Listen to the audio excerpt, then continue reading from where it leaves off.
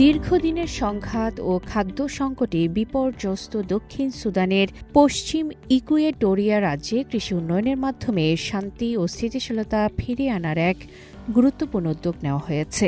দেশটিতে অবস্থিত চীনা দূতাবাসের পক্ষ থেকে রাজ্যটিতে ২০টিরও বেশি আধুনিক কৃষি যন্ত্রপাতি অনুদান দেওয়া হয়েছে।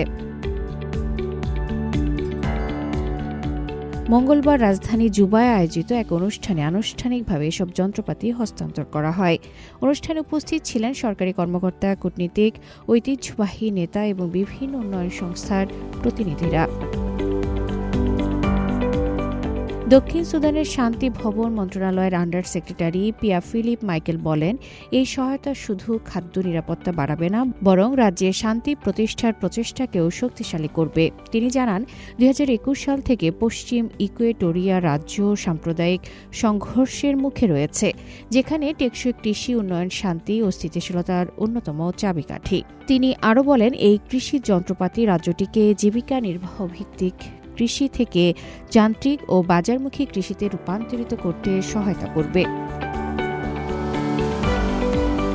দক্ষিণ সুদানে নিযুক্ত চীনা রাষ্ট্রদূত মা ছিয়াং বলেন, চীনা প্রতিষ্ঠান চাওথাই গ্রুপের দান করা এসব যন্ত্রপাতির মধ্যে রয়েছে ট্রাক্টর, রোটারি টিলার ও প্ল্যান্টার। রাষ্ট্রদূত বলেন, এই অনুদান দক্ষিণ সুদানের জনগণের কল্যাণে চীনা উদ্যোগগুলোর দায়িত্ববোধ ও দীর্ঘমেয়াদী প্রতিশ্রুতির প্রতিফলন। এরই ধারাবাহিকতায় দক্ষিণ সুদানের আজান্দে রাজ্যেও কৃষি উন্নয়ন ও খাদ্য নিরাপত্তা জোরদারে আরেকটি গুরুত্বপূর্ণ উদ্যোগ বাস্তবায়ন করা হয়েছে। চীনা প্রতিষ্ঠান চাওথাই গ্রুপের পক্ষ থেকে আজান্দে রাজা আতোরোবা পেনি রিকিতো বুদুয়ের কাছে কৃষি যন্ত্রপাতি হস্তান্তর করা হয়। রাজধানী জুবায় আয়োজিত এই অনুষ্ঠানে উপস্থিত ছিলেন চীনা রাষ্ট্রদূত মা Siang, deputy chief of mission হো ইয়ং, আজান্দে রাজা, শান্তি নির্মাণ মন্ত্রণালয়ের আন্ডার সেক্রেটারি পিয়া ফিলিপ মাইকেল সহ বিভিন্ন পর্যায়ের প্রতিনিধিরা।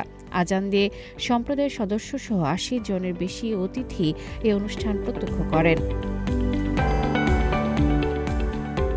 রাজা আতোরোবা বলেন, এই কৃষিযন্ত্র আমাদের ফসল উৎপাদন বাড়াবে, খাদ্য নিরাপত্তা নিশ্চিত করবে এবং আমাদের জনগণের জীবনে স্থিতিশীলতা আনবে। তিনি চীনা সরকার ও চাওথাই গ্রুপের প্রতি কৃতজ্ঞতা প্রকাশ করেন।